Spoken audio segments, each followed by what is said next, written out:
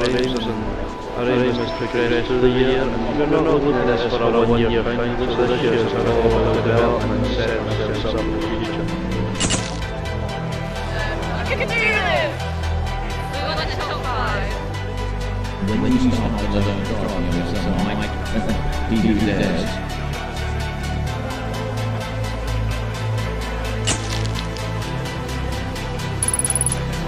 Mercedes, cruise to be able to the car, as has been this season for him.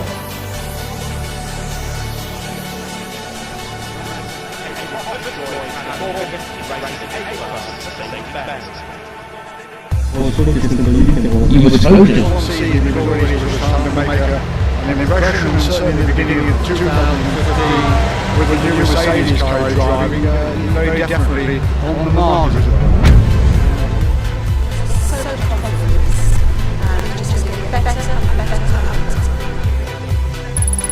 Oh, it's absolutely gorgeous. I'm just a fan. Big fan. He's doing very well, yeah. He's better than he was last year. This is what winners are made of. Can he resist the pressure? Can he do it? I was desperate to get that podium on the ship. I was remember something away.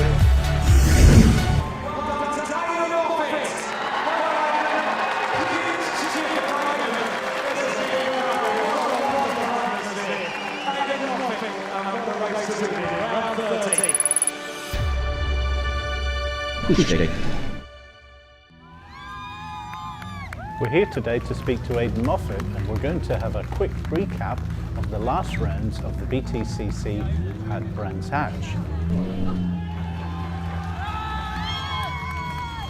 Well, you got your independent win, and a very popular win it was. Here you are at the end of the race. Yeah, I mean, it was brilliant to get that independent win. As you can see, it means the world to the team. It's a real family, friend-run team. So, any time we do well, everybody's over the moon, as you can see. So it's I mean, it's a great feeling when you come back and you see the smile on everyone's face, and you know how much it means to them. That's when you know you've got the right people around you. Yeah, young Charlie there. That's a family we met just through racing.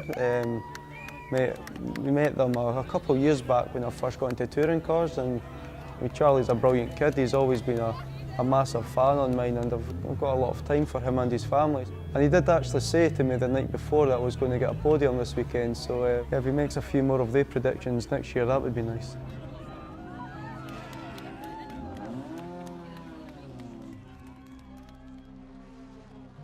This was race 1. He came through Graham Hill. I missed a gear actually coming out of the previous corner, which gave him a good run on me.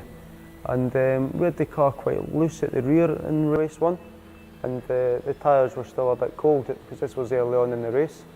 As I've turned into Graham Hill, the back stepped out slightly, and when I've corrected it, it's left a gap on the inside, so he's dived down the inside to make the pass.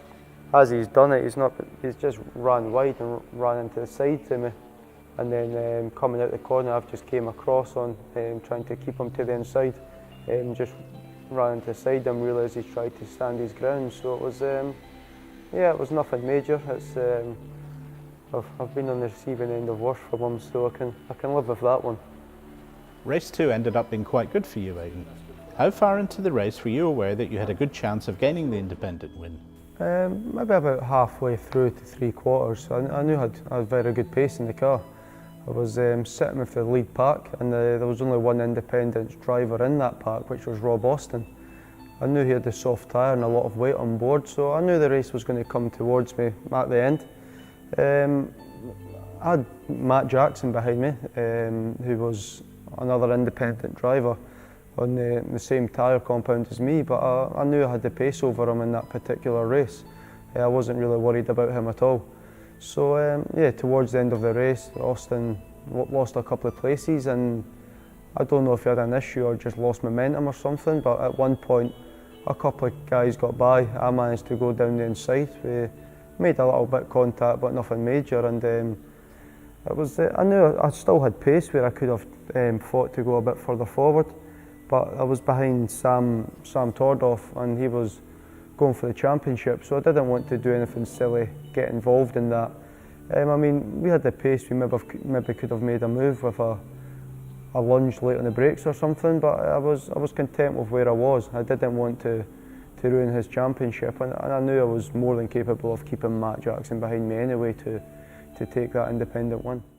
Race 3, you looked as if you'd had a very good start. You were in P2 because of the reverse grid. Tell us about the start.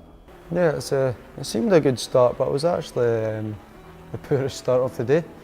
I came off the clutch a little bit early and the car bogged down a bit, so that's how Jackson managed to get a jump on the start. But the key thing was we got to the inside, managed to get in front of the fast starting BMW and defend that position for the track position, and that was the key thing for the start. So although it wasn't the perfect start, we effectively done what we had to do, and they managed to capitalise on that throughout the race. And you managed to maintain that P2 position throughout the whole race.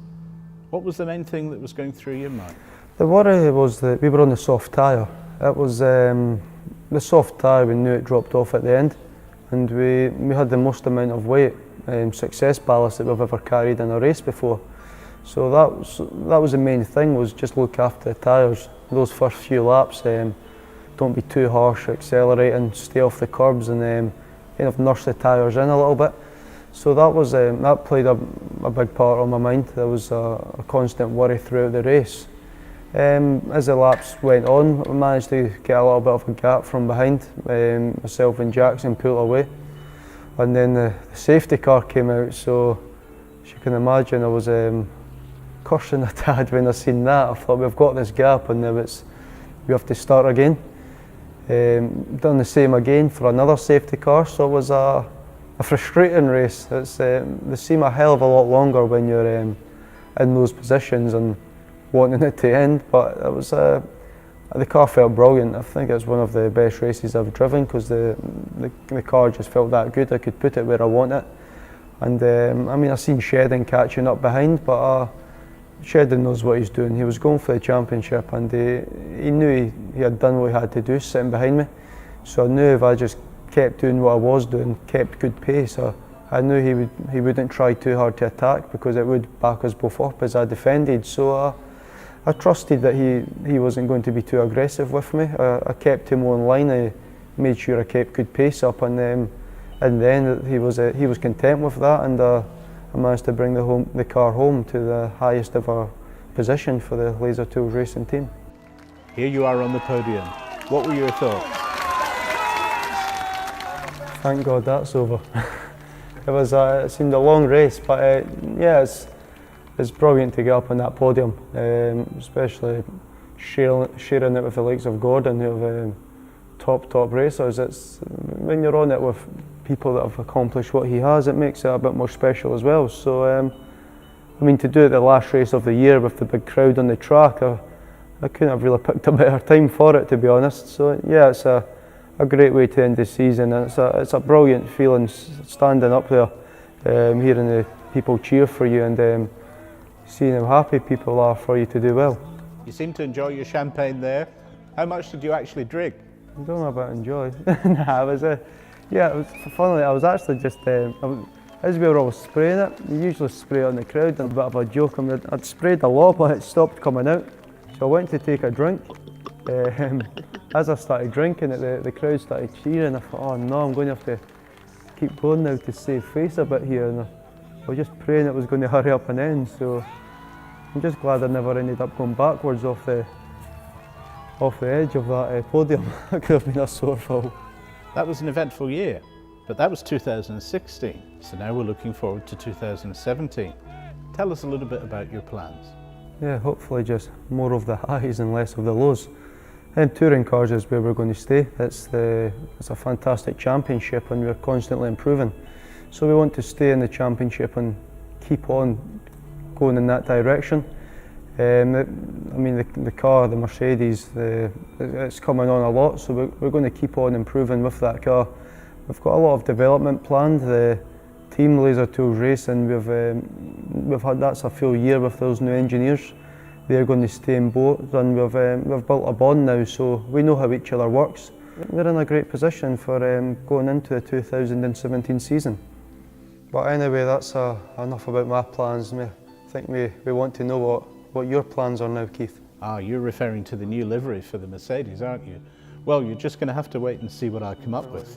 But you can bet you'll be the first person that sees it.